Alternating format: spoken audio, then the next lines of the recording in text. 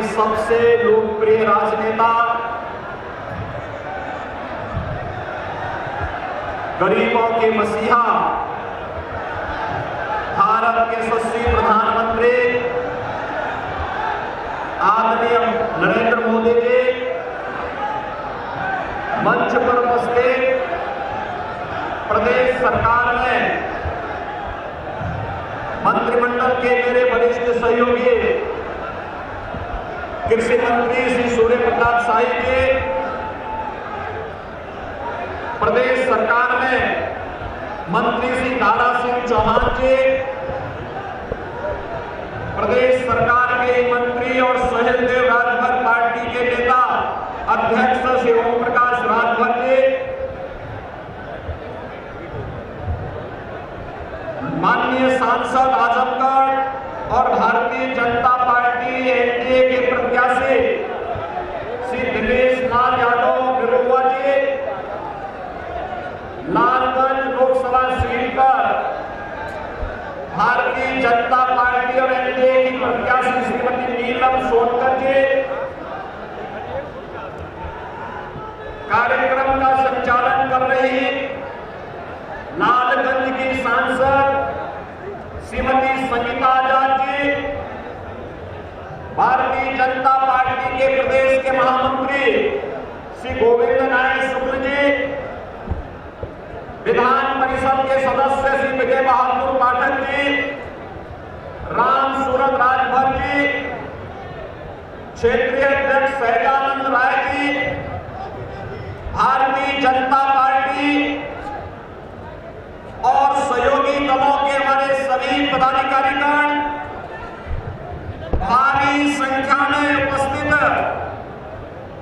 लालगंज और आजमगढ़ संसदीय सीट से जुड़े हुए सभी मेरे उपस्थित बहनों और भाइयों, आज आदरणीय प्रधानमंत्री जी का आजमगढ़ जनपद की निजामाबाद की इस विधानसभा में संसदीय क्षेत्र में आजमगढ़ और लालगंज संसदीय क्षेत्र के मतदाताओं को, यहाँ की जनता जनार्दन को मार्गदर्शन प्राप्त होने जा रहा है। इस अवसर पर नए भारत के शिल्पी, भारत के सांस्कृतिक नवजागरण के पुरोधा, गरीबों के मसीहा, 10 वर्ष के अंदर जिन्होंने भारत के कायाकल्प को करके दुनिया के अंदर सम्मान बढ़ाया है, ऐसे प्रधानमंत्री मोदी जी का मैं आप सबकी ओर से, प्रदेशवासियों की ओर से हृदय से स्वागत करता हूं, अभिनंदन करता हूं। बहनों और भाइयों, ये हम सबका सौभाग्य है, भारतवासियों का सौभाग्य है कि आज दुनिया का सबसे लोकप्रिय राजनेता, जिनके मन में गरीबों के प्रति, नौजवानों के प्रति, अन्नदाता किसानों के प्रति, अपने परंपरागत हस्तशिल्पी और कारीगरों के प्रति, जिनके मन में महिलाओं के उत्थान के प्रति एक पीड़ा है, एक संवेदना है, और जिन्होंने अपना पूरा जीवन मां भारती के चरणों में समर्पित करते हुए उनकी खुशहाली और उनके उत्थान के लिए समर्पित किया है, ऐसे प्रधानमंत्री मोदी जी का आगमन आज आजमगढ़ की धरती पर हुआ है।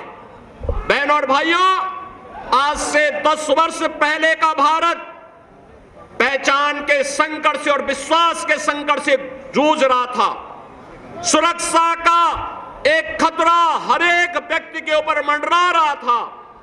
विकास कार्य कांग्रेस नेतृत्व सरकार के भ्रष्टाचार की भेंट चढ़ चुकी थी और गरीब कल्याण के नाम पर गरीब भूख से मरता था, किसान आत्महत्या करता था, बेटी और व्यापारी सुरक्षित नहीं थी। और आजमगढ़ का तो कहना ही क्या है, कहीं भी देश और दुनिया में आतंकी घटना घटित होती थी, उसके तार इस आजमगढ़ जनपद से जुड़ करके पूरे आजमगढ़ को बदनाम कराया जाता था।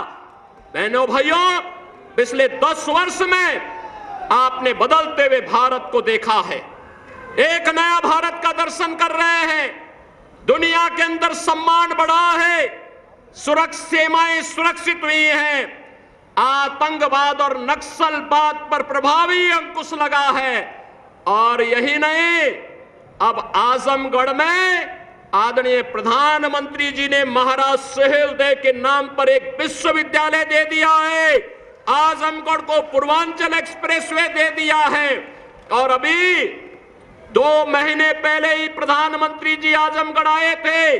आजमगढ़ वासियों को एयरपोर्ट की सौगात भी दे गए हैं। आगे पपौती बनाया था, वे लोग आज बेनकाब हुए हैं। आज आजमगढ़ चाहे वाराणसी से हो, चाहे गोरखपुर से हो, चाहे अयोध्या से हो, चाहे प्रयागराज से हो, 4 लेन की बेहतरीन कनेक्टिविटी के साथ जुड़ करके नए भारत के, नए उत्तर प्रदेश का नया आजमगढ़ बन चुका है। और इसलिए बहनों और भाइयों, अब आपको देश और दुनिया में जाने में संकट नहीं होता है। पहले होटल की बात तो दूर, धर्मशाला में भी रूम नहीं मिलता था। आजमगढ़ के नाम पे लोग चौंकते थे। आज बहनों और भाइयों, सुरक्षा का बेहतर वातावरण, सम्मान नए आसमान को छू रहा है। ओडीओपी के माध्यम से आदरणीय प्रधानमंत्री जी के मार्गदर्शन में जो नई पहचान मिली है, इस पहचान को तो आगे बढ़ाने का काम हुआ ही है।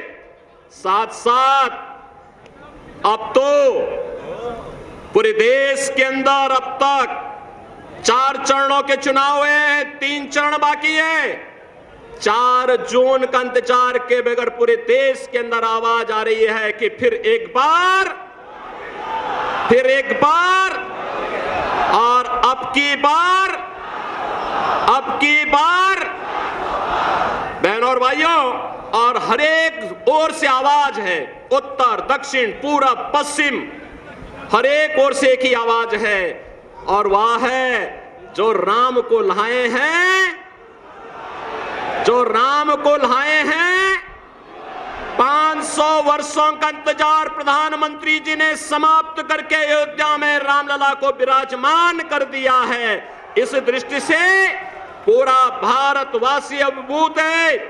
मोदी जी के तीसरे कार्यकाल का इंतजार कर रहा है। और इस दृष्टि से एक बार जब यहां पर प्रधानमंत्री जी का आगमन हुआ है, बहनों और भाइयों, आजमगढ़ में आपने उपचुनाव में दिनेश लाल यादव निरुवा को चुनाव जिता करके भेजा था। और आज तो लालगंज में श्रीमती संगीता आजाद भी और श्रीमती नीलम सोनकर भी मिलकर के भारतीय जनता पार्टी के कमल को खिलाने के लिए आप सबके सहयोग से आगे बढ़ चुकी हैं। और इन सबको आशीर्वाद देने के लिए और जनता जनार्दन का आशीर्वाद लेने के लिए आदरणीय प्रधानमंत्री जी का आगमन हमारे बीच में हुआ है। मैं इस अवसर पर आप सभी आजमगढ़ वासियों की ओर से एक बार फिर से आदरणीय प्रधानमंत्री जी का हृदय से स्वागत करता हूं, अभिनंदन करता हूं और आप सबका आह्वान करता हूं कि बहनों और भाइयों, हमें भटकना नहीं है, बहकना भी नहीं है। जिन्होंने हमारे लिए किया है, जिन्होंने हमें पहचान दी है, जिन्होंने हमें सुरक्षा दी है, निसंकोच और बेझिझक हमें कमल खिलाने के इस अभियान के साथ जुड़ना है। इस संकल्प के साथ मैं अपनी वाणी को देता हूं विराम। जय जय श्री राम।